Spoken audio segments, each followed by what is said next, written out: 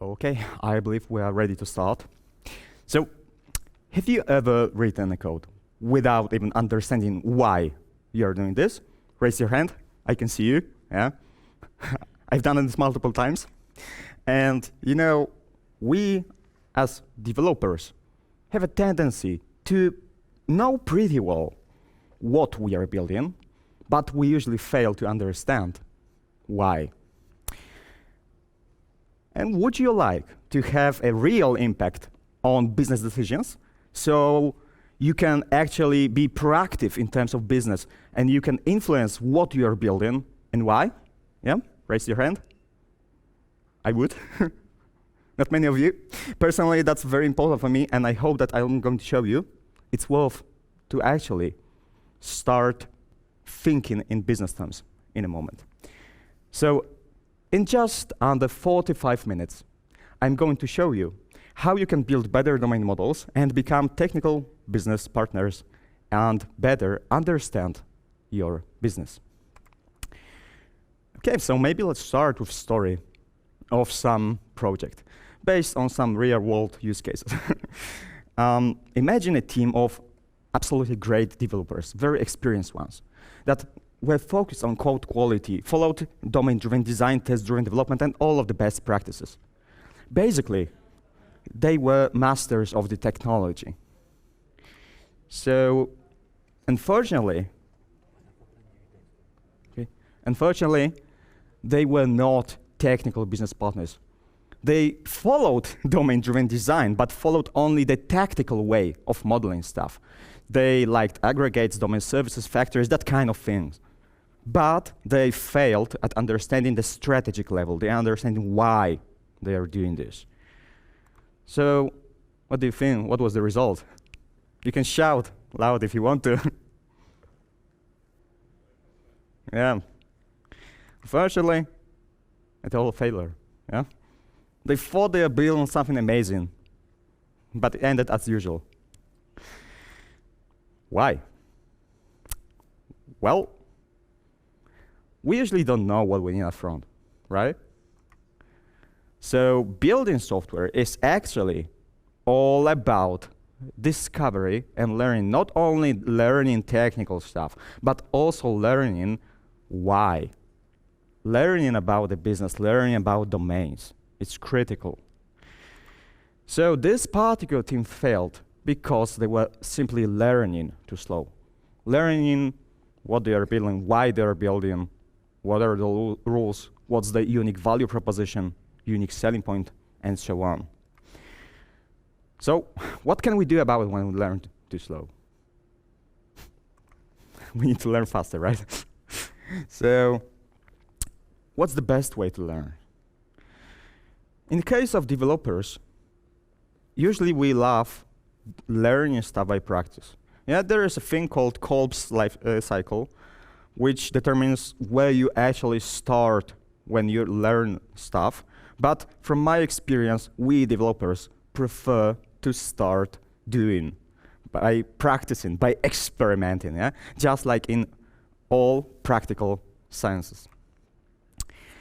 But you might ask me, how can we run experiments in code? Is it even possible? Well, you know, you might say that prototypes are a kind of experiments, right? You create a prototype, you check it, you check how market reacts, you check how users use it. But there is one problem with prototypes, you know. They are costly to develop. You need to think about all the layers, about the application layer, infrastructure layer. You need to choose some technologies, choose some architecture, and basically design a lot of things up front. You don't know if you will ever need them, but you still build some kind of an application over like 1 month, 2 months, 3 months, something like that. Instead, I propose to run experiments directly on the domain model to find out what we really need. Okay, so during this presentation, I'm going to show you only how to run greenfield experiments, because we are having pretty limited time. We can have a discussion after the presentation if you're interested how to incorporate experiments in legacy projects. But let's focus on greenfield, okay, right now. So what you see here, I'll read it loud. What you see here is something I call domain experiments, a framework of actually way to which helps developers to understand why they're building, what they're building, what are the rules, to better understand the business part. So what we do, we usually start with some way of knowledge crunching, yeah, in the upper left corner here. By knowledge crunching, I mean big picture sessions of event storming, maybe just talking with domain experts, maybe reading some vision documents, maybe having some calls, recordings, but generally you need to somehow get the first impression of what you are going to build and why. You need to start crunching this. Then what you do, you try to extract key business processes. You can use, for instance, process level event storming for that. What you do next is you apply example mapping to these processes. You try to split processes into examples. And what happens next is the experimentation on the model. You can run experiments without actually writing code, but from my experience, design level event storming usually have some flaws when you are doing it on whiteboard. When you start coding actual model, you will see a lot more. And at the design level of event storming sessions, usually there are no domain experts in the room anymore. They left after extracting key processes, after the big picture. Yeah? So usually there are just developers or technical guys. And that's why my proposition is to start experimenting on the domain model directly in code. And I call this part code storming. And this is the moment when you actually do mob programming. I'm not a huge fan of mob programming, but this is the case where it works well. So, okay, how it looks like. You take this example from the example mapping, and you express it as test.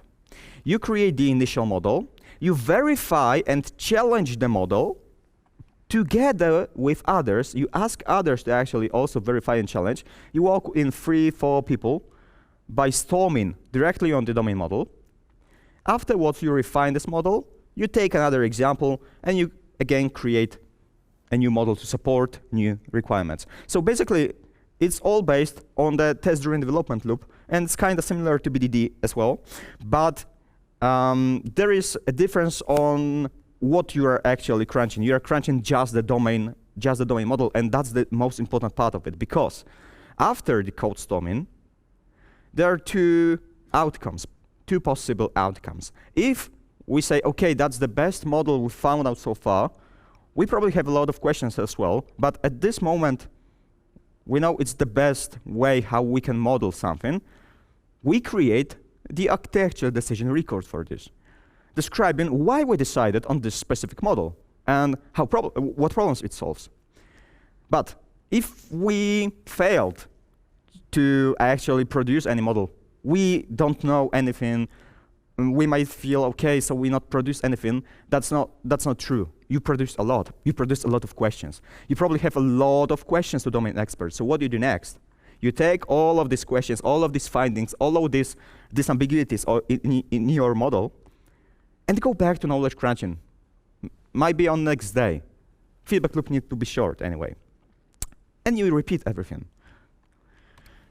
Okay, but as I mentioned, to make it work, you actually need to have a very short feedback loop with your domain experts, right? So at the same time, unfortunately, if your team is unwilling to learn, unwilling to question some previous decisions, then basically don't even try domain experiments. It won't work because you won't have this critical feedback loop to actually run short experiments, right? I also mentioned that example mapping is used during the domain experiments, and I believe it's one of the most efficient ways to actually start crunching details of your processes, because there is no better way, in my opinion, to learn by examples. Yeah? When you're having some doubts, you try to explain by examples. Exactly the same way how children actually learn, yeah? By examples. You don't start when you want to teach a child something, you don't explain abstractions, yeah? You do this, and happens that, right?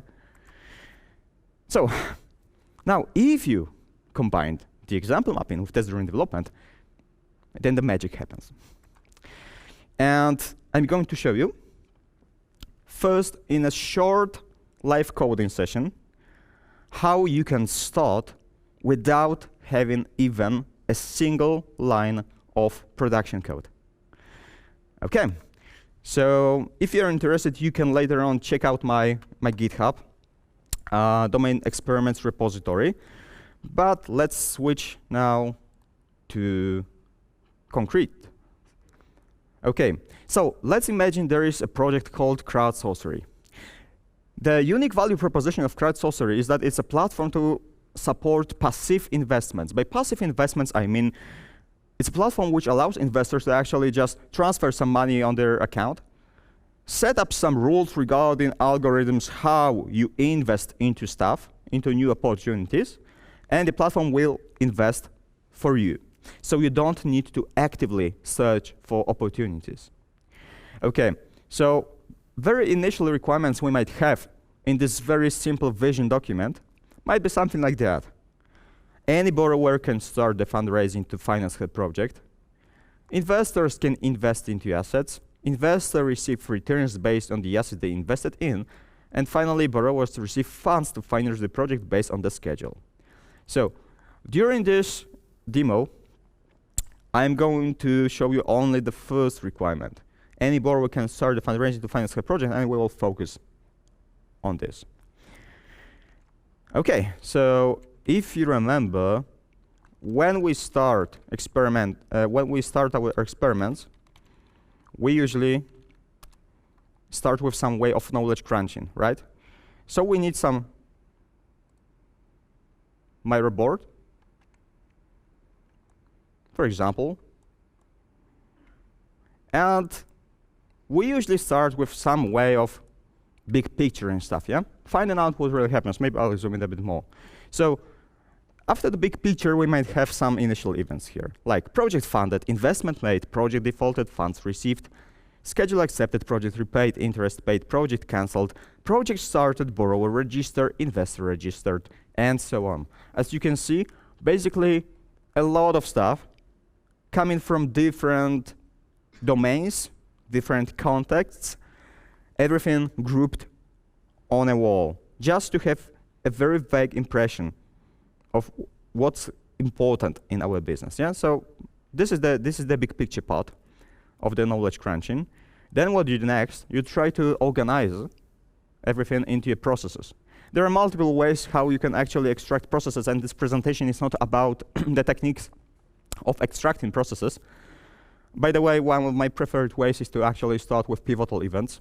If that's something which interests you, we can have a talk later on. But now let's imagine that we already extracted two processes. The first one is fundraising, and the second one is investing. And let's have a look at fundraising. So fundraiser look like this. Borrower registered, yeah, borrower first registers, then schedule is accepted, project is started, and then either project is cancelled or funds can be received. And if enough funds are received, then project is finally funded. Yeah? In investing, fundraising is from the perspective of the borrower, yeah? Someone who actually wants to finance their project. The investing process is from the perspective of an investor. So investor registered, then deposit is made, then investment is made, then project is funded, and interest can be paid. After enough interest being paid, that project is finally fully repaid, and funds can be withdrawn.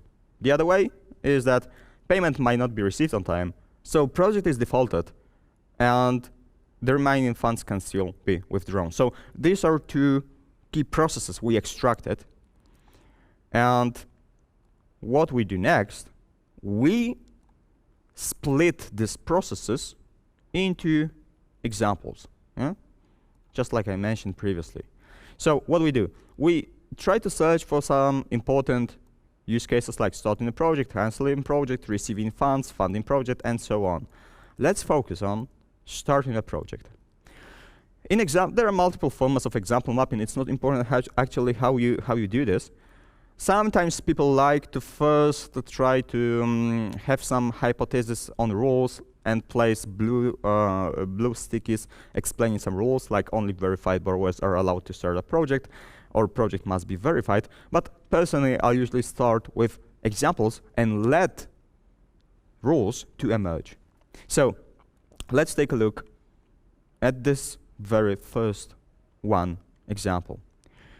The case where adult borrower starts a project. As you can see, it's not a full specification. There is no given when then. There is no BDD style inside it. There is no full story. It's just a case. A specific case of this scenario of starting a project. So the one where adult borrower starts a project, yeah? Or the one where borrower without criminal record starts a project, yeah?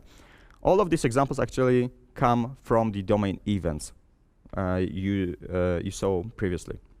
So now we might start with design level storming session on whiteboard, or just start talking. But this is the moment where I usually start with code storming. So let's take a look how we can do that. Okay, so I have empty project.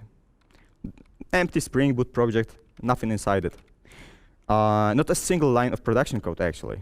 So what I do now, I create some tests from these examples. And I can call it like example mapping session, yes, something like that. It doesn't really matter. I'm using Jupyter here, so I usually give some names. So example mapping coming from our recent session, something like that, yeah? Okay, and what you do next, you take a look at adult borrower starts a project. So what you can do? Well, you can start writing a test about it. I can express it exactly the same way how it's expressed right now. So adult borrower starts a project, and we got nothing, right? So this is the moment when we actually need to create some initial model. And you always should create model according to some requirements, to some behaviors, not according to some structures, yeah? This is a simple case. So you probably have some opinions how you should do that, but I want to show you how you can proceed in complex scenarios. You can use exactly the same way in complex scenarios. So, adult borrower, yeah? So we say, okay, so there is a borrower, right? We don't have a borrower, so let's create one. And let's go back, yeah? Okay. So we have a borrower. Now, adult borrower starts a project. This borrower actually needs to be able to start a project, right? So there needs to be something that accepts it. I'm not going to name it explicitly. I'm going to call it like some system that allows borrowers to start projects. Yeah, it doesn't matter. Alberto Brandolini uses even more funny names for that. It's not important at this stage. Okay, so let's create it. Okay, so we have some system. Okay. Now, inside the system, we need a way to actually start project, yeah? Copilot actually helps me to by telling what I should write, but let's don't look at this. So let's create a method, right? And now, what we need to do is to actually, well, start project by someone, right? Not just start project, yeah? So maybe, let's assume that we start project by borrower. That's our first iteration. It might be okay. It's very cheap to do. If we are wrong, we can fix it later during the next iteration of experiments. And now we need to somehow actually express the logic, right? And we can do that on multiple ways. We can use some snapshots. We can use some state verifications. But I tend to actually model everything according to what's on the whiteboard. So from business perspective, it's all about intentions. Someone wants to do something, and facts important business facts that are happening. So domain events. Yeah. So that's why what I do, that's my assumption on the model, right?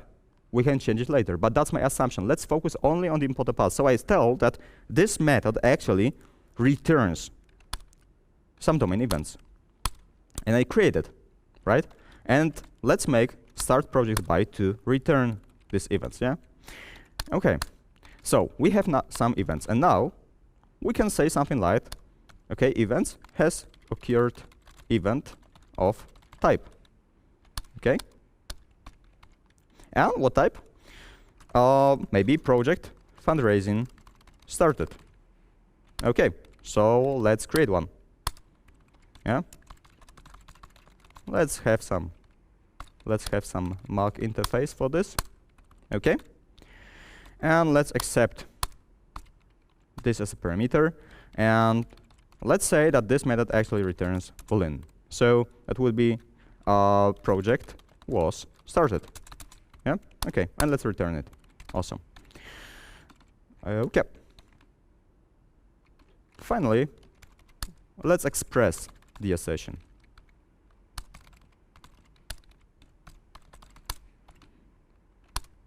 Okay, so I'm not going to fill all the gaps. You've seen there are some nulls. If I execute this test, it won't pass. But actually, very important thing happened. We started expressing our needs in the ubiquitous language.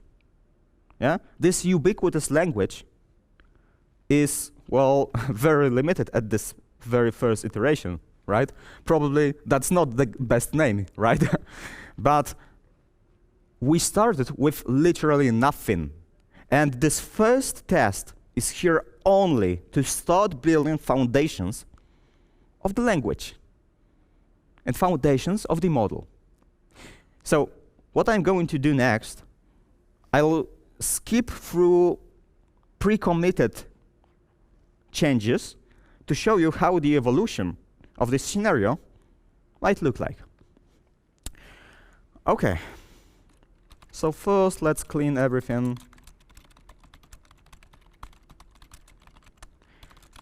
Okay, and let's switch back to the first step. The first step is actually the same we have live coded here. I just use some nested classes to have a nice report in here, but it's nothing special. So we have a case of starting a project and a bit more detailed description, like given adult borrower when borrower wants to start a project and project is started successfully. Yeah. Okay.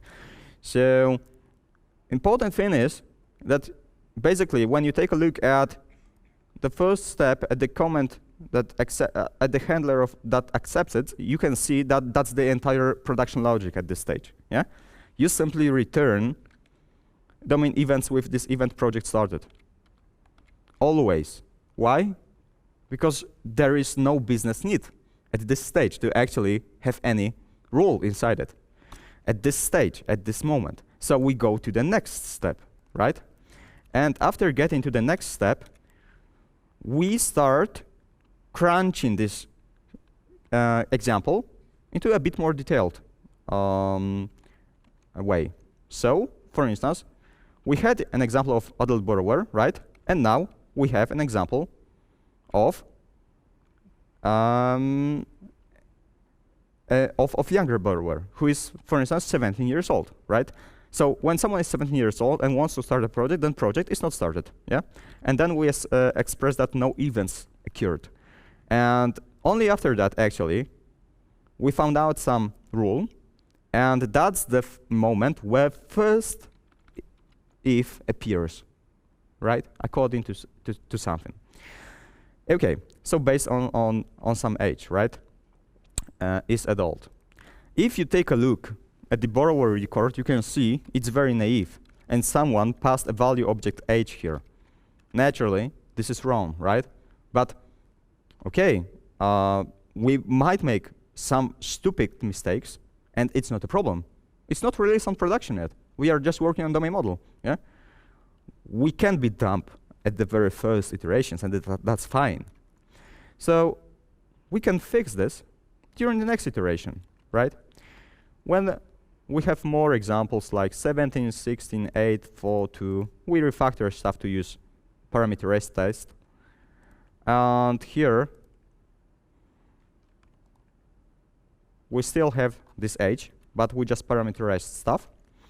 And in the third iteration, we actually express it correctly by passing the birth date to the borrower instead of age, which we would need to update all the time, right? So that's the next iteration, and that's completely fine. Yeah, we can be dumb, we can experiment. That's okay. And now the step number 4 is actually very important because there is a first breakthrough. Just by looking at code, yeah, just by looking at rules of starting a project, we might start wondering, okay, so do we even want to have borrowers or investors who are not adults in our system? We are operating on money, right? That's something that shouldn't be performed by children, right? So that's our first breakthrough. Just by looking at this model, just by looking at code, we can say, okay, it doesn't make sense. What we should do, rather, or at least propose this to domain experts, is talk about the registration. So that's why we, developers, created a new case, new borrower registers, and here we check this. Only adult borrowers can register their accounts. And here we express some rules who can register on our platform. Therefore, there is no check at the moment of starting a project anymore regarding the age. So when we take a look at next iteration on whiteboard, usually our findings should be incorporated into the whiteboard so domain experts can see them. We say, okay, it shouldn't be here. Probably there is a new case called new borrower registers, and here are some rules, yeah? And if domain expert is available, you can have a chat immediately. Otherwise, wait for the next window, preferably tomorrow, the latest. Okay, so these are our findings, and let's go back to another case. Borrower without criminal records starts a project. Yeah? Okay, so let's take a look of this. One step more. Yeah. Okay, so to the case of new borrower registers, we have added a new example here, expressing the rule that person with criminal record cannot register her account. And at this stage, we haven't added any check to start in a project fundraising regarding criminal record because we used the same heuristic we used previously. So we don't want to have criminals in our systems, right? So we can move forward. It's not that we need to dump ourselves. We need to be focused. But we shouldn't dump ourselves, right? If we see some very, very probabilistic approach, we should immediately try to express it. Okay, as you can see here in code, we have new things expressed like criminal record, borrower registry, yeah? Things that haven't been expressed on whiteboard exactly. That's our assumptions. And we can again talk. Okay, is it the right name? Should it really be called borrower registry? When do we really check criminal record? Yeah, we have some doubts, questions we can ask later on. So by applying the same way of thinking, we extract borrower without criminal record starts a project example from starting a project again to the new borrower registers. Yeah, and according to our code, there is a new definition called borrower registry. Okay, so let's take a look at next examples of starting a project. Yeah, when it's okay when less than $10,000, but need to be verified money when greater or equal to $10,000. So basically, we allow to start projects immediately when they are cheap. Otherwise, we need to verify them somehow. And there was an event during the storming session called Project Accepted for Verification and so on. So that's probably something that should be placed here. Okay, so let's move on to the next iteration of our experiments and take a look. So we have added a new example to starting a project use case. Yeah. Given project proposal of $9,000 value, when borrower wants to start a project based on this proposal, then project is started successfully immediately, right? And this is something what we actually check here when starting a project here in production code, yeah? If is total value acceptable. No more checking the age. The age is checked at the moment of registration. Okay, you can see that there's also something new. Start project not by someone, as we had previously in this iteration, but start project based on some project proposal, yeah? Because we are operating not only on the fact that someone starts this, but also on the value of the fundraising goal. And possibly many other ways, and many other things, sorry. So then we have another example. Given project proposal of 10,000 total value, when borrower wants to start a project, you know what happens. Then project is not started immediately, but we assume that we shouldn't reject it. That's our assumption. And we say, okay, so probably needs to be verified manually first. And that's something we should, again, ask our domain experts. Does it really work like that? And domain expert might say something like, yeah, you're right, but you know there are some VIPs. And if you have VIPs, we don't even check for them. Maybe, something like that, yeah? Still, you have some meaningful questions for them. And you can evolve your model.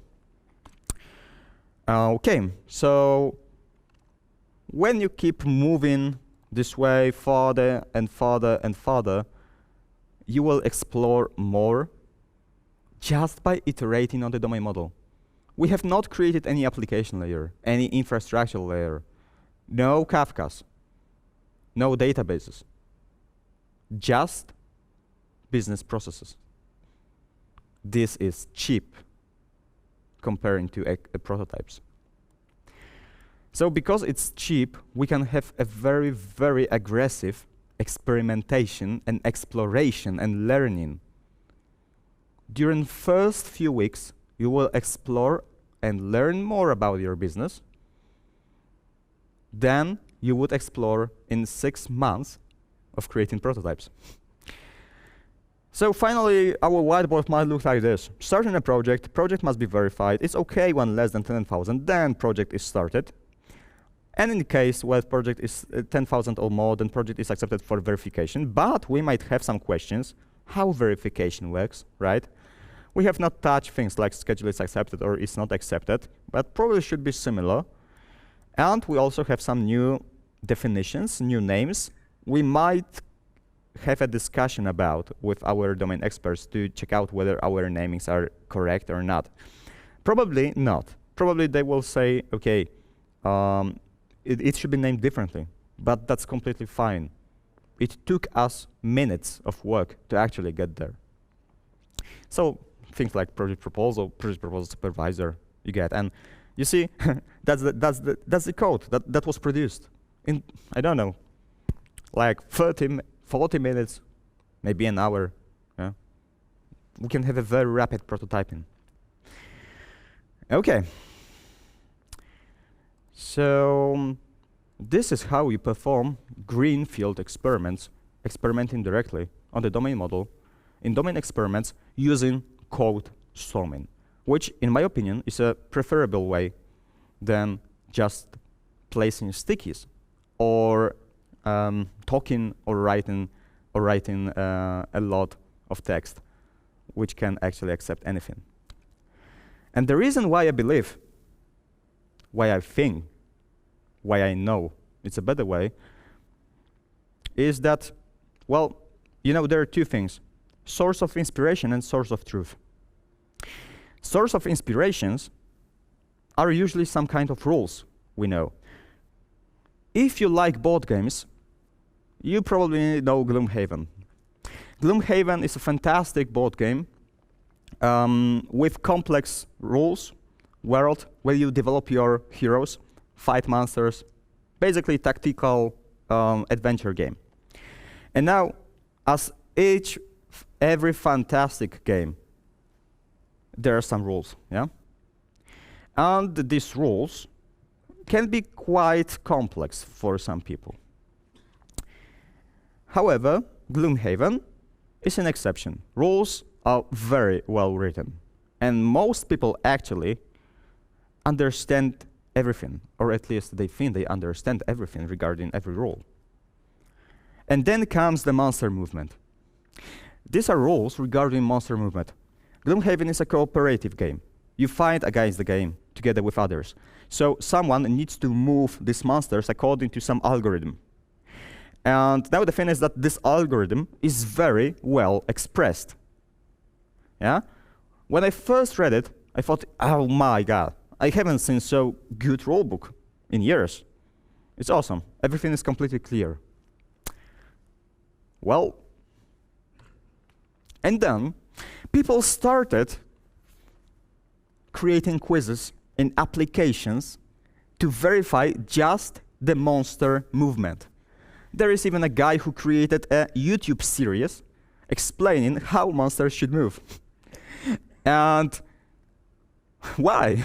You might say, it was obvious, right? Yeah, we thought it was obvious. But when people started actually implementing this, right, doing stuff, then there were multiple interpretations. And that's exactly the same way as in any kind of text collaboration or having some stickies on the whiteboard. Everyone might say, okay, yeah, that's obvious. Yeah, we understand each other. Yeah, everything is fantastic. And then you come to the implementation, and you see that nothing works as expected. Yeah? There are some doubts. We see some cracks in our model. And then there is a computer implementation of Gloomhaven. And now this computer implementation is a referential implementation of the rules, and everything is clear. There is no doubt anymore.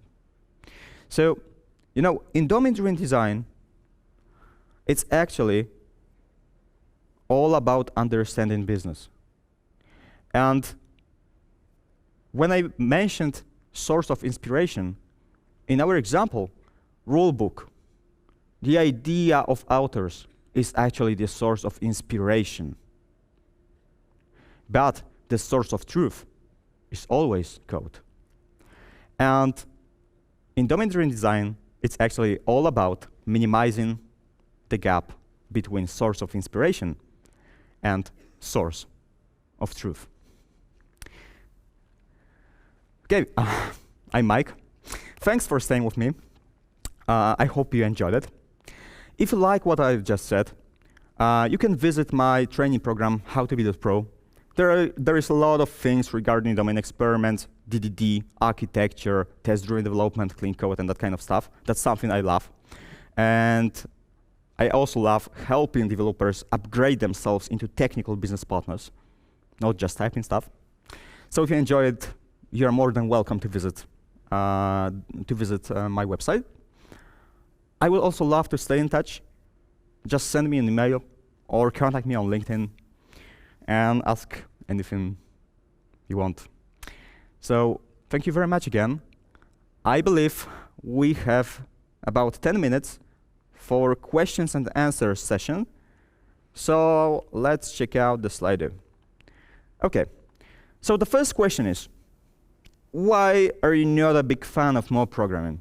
Well, mostly because you are wasting resources often on something that's not meaningful to the business.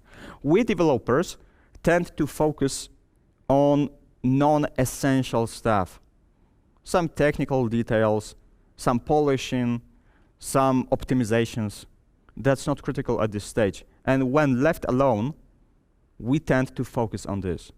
You see, I even know a company that performs only mob programming, but not with 3 or 4 people, but with entire teams.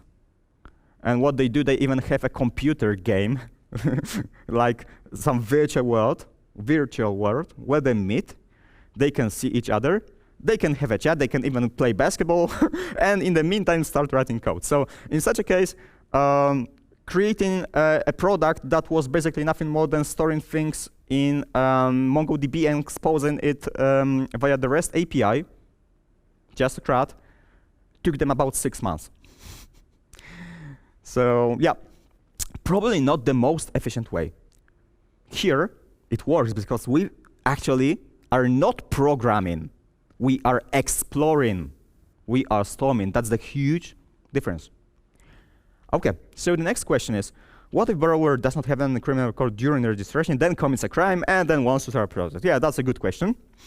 But you see, you asked a great question. Yeah? It's awesome. During domain experiments, it's all about experimenting on the domain model and having some findings. So if you say, OK, we want to protect against this, what you do next? You go to the domain experts, yeah, and you have some insights. You are proactive, not just reactive. You are not just implementing stuff.